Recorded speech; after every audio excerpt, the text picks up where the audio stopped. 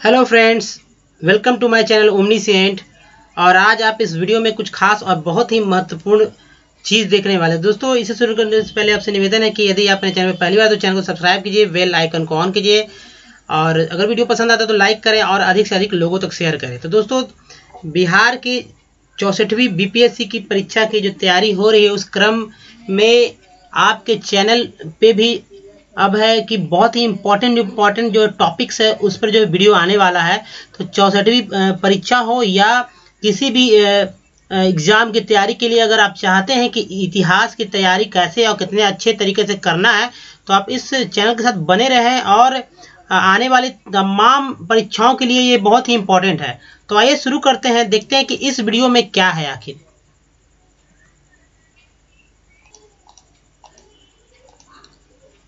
दोस्तों, जैसा कि आप देख रहे हैं कि बौद्ध धर्म के बारे में आप इस वीडियो में देखने वाले हैं।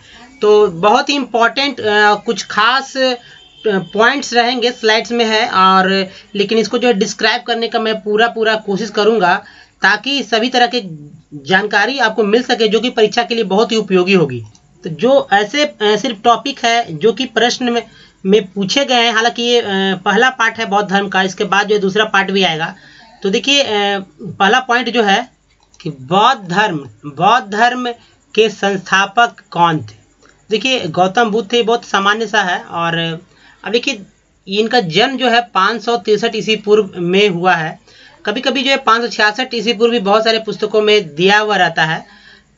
तो देखिए दोस्तों, ऐसा क्यों है कि बहुत सारे विद्वान अलग अलग जो स्रोत से जो है पता करते हैं, इस वजह से जो इस तरह का जो है विवाद हो जाता है। खैर, बुद्ध के जन्म एवं मृत्यु की तिथि जो है चीनी परंपरा के कैंटोन अभिलेख के आधार पर निश्चित किया गया है।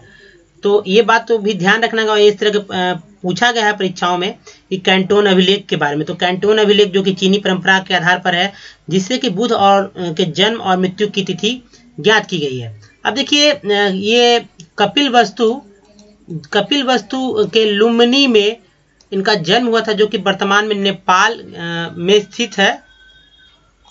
अब देखिए, इनके पिता, जिनका नाम सुधोधन था, जो कि शाक्य गण के मुखिया थे, और माता का नाम माया देवी, कहीं कहीं महामाया भी दिया हुआ रहता है। दो नाम है, इन दो नाम जो प्रचलित है। अब देखिए, जब गौतम बुद्ध का जन्म हुआ तो जन्म के 7वें दिन ही माया देवी का जो है निधन हो गया, और उसके बाद उनका लालन पालन जो है उनकी सौतेली माता, जिनका नाम प्रजापति गौतमी था, उन्होंने ही किया, जिस कारण से जो है उनका नाम जो है गौतम भी आगे चल कर पढ़ा। तो हालांकि उनके बचपन का नाम जो है सिद्धार्थ था। ठीक है। तो दोस्तों देखिए, सिद्धार्थ जब बड़े हुए, 16 वर्ष के जब हो गए, तो उनका विवाह जो है यशोधरा नामक कन्या से हुआ, जो कि कोलिये की राजकुमारी थी। इन दोनों से एक पुत्र हुआ जिनका नाम राहुल रखा। इसके पीछे एक कहानी है कि गौतम बुद्ध का जो है मन सांसारिक जीवन में नहीं रम रहा था, जिसके वजह से यानी कि उनको वैराग्य की तरफ उनका मन कर रहा था। बचपन में ही ऐसा भविष्यवाणी किया गया था कि ये जो बालक है, यानी कि जो सिद्धार्थ है, चाहे तो आगे चल के बहुत बड़े संत होंगे या बहुत बड़े प्रतापी राजा होंगे। तो इस वजह से जो उनके पिता थे सुधोधन, वे चाहते थे कि सांसारिक जीवन में इनका मन रमे और राजपाट में के काम को ये देखे, इसलिए बाहर निकलने नहीं देते थे उनको।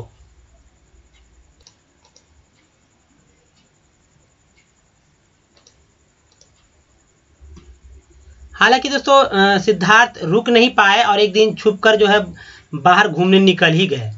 और जब वे बाहर निकले तो उन्होंने देखा कि 5 निम्न और क्रमशः यही दृश्य देखे। तो देखिए, सबसे पहले उन्होंने देखा कि एक बूढ़ा व्यक्ति को देखा जब बाहर वो निकले, क्योंकि जब भी रहते थे वे तो महल के अंदर ही रहते थे। उसके बाद एक बीमार व्यक्ति को उन्होंने देखा। फिर जब तीसरे बार एक शव यात्रा को, यानी कि जब कई बार ये निकले थे, ठीक है, तो क्रम यही रहा है जिससे वे प्रभावित हुए। लास्ट में जो एक सन्यासी को देखा, जिससे क्या उनका मन बदल गया। और बाद में जब हालांकि इनका शादी और जो है उनका पुत्र हो चुका था, उसके बाद भी जब 29 वर्ष की अवस्था में आए तो गृह का त्याग कर दिया उन्होंने, और जिसे बौद्ध धर्म में जो है महाभिनिष्क्रमण कहा गया है।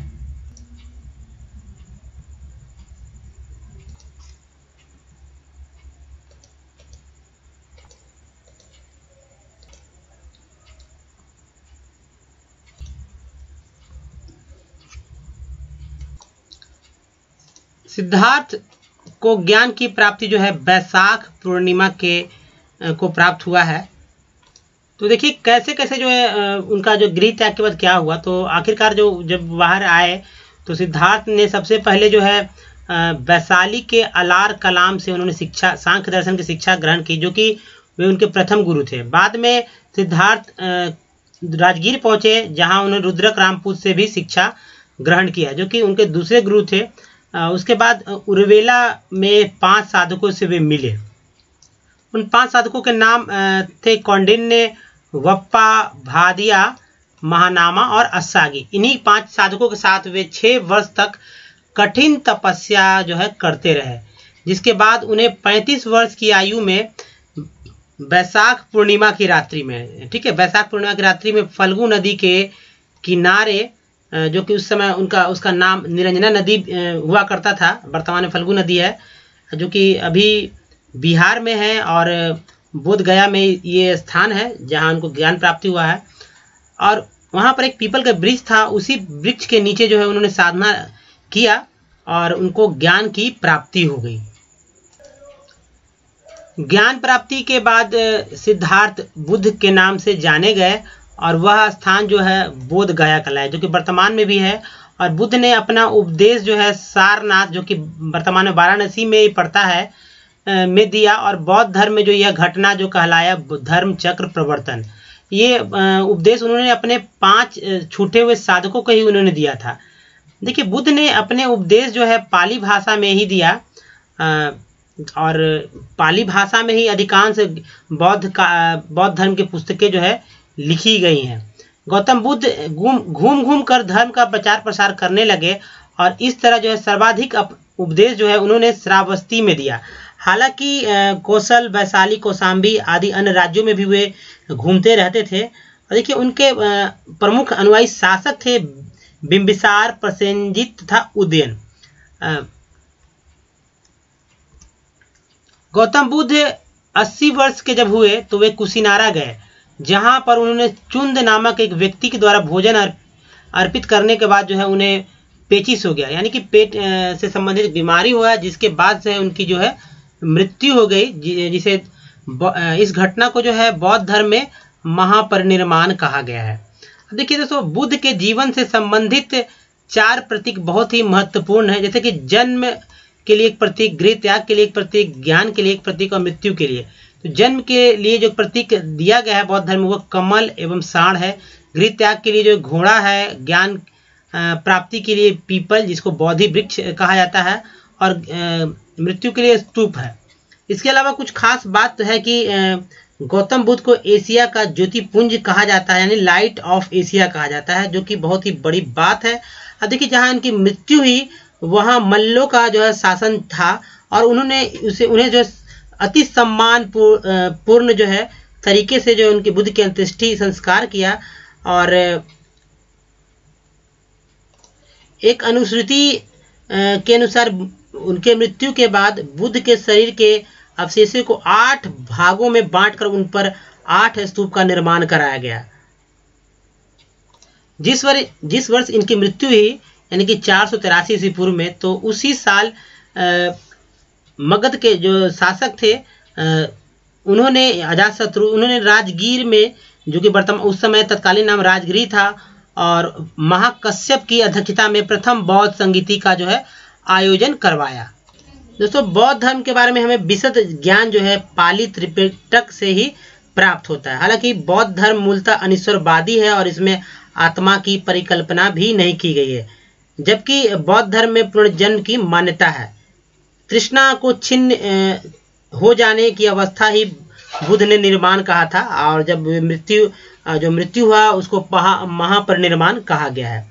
विश्व दुखों से भरा है का सिद्धांत बुद्ध ने उपनिषद से लिया है। ये कुछ खास और महत्वपूर्ण बात था जो कि आपके लिए बहुत ही इम्पोर्टेंट है, और आने वाले वीडियो में कुछ खास टॉपिक रहेंगे इसी से जुड़ा हुआ, जैसे कि बौद्ध धर्म के बारे में कि उसका सिद्धांत क्या है। इसके अलावा बौद्ध सभाएं जो आयोजित की गई हैं, 4 बौद्ध सभाएं आयोजित की गई, उसके बारे में हम लोग जानेंगे कि कैसे और किनकी अध्यक्षता में जो हुआ है ये। उसके अलावा कुछ और भी खास महत्वपूर्ण बात को नेक्स्ट वीडियो में जानेंगे। तो दोस्तों नेक्स्ट वीडियो में आप जरूर देखें, क्योंकि सभी तरह के परीक्षाओं के लिए बहुत इंपॉर्टेंट है। तो इस वीडियो में दोस्तों यहीं तक, धन्यवाद।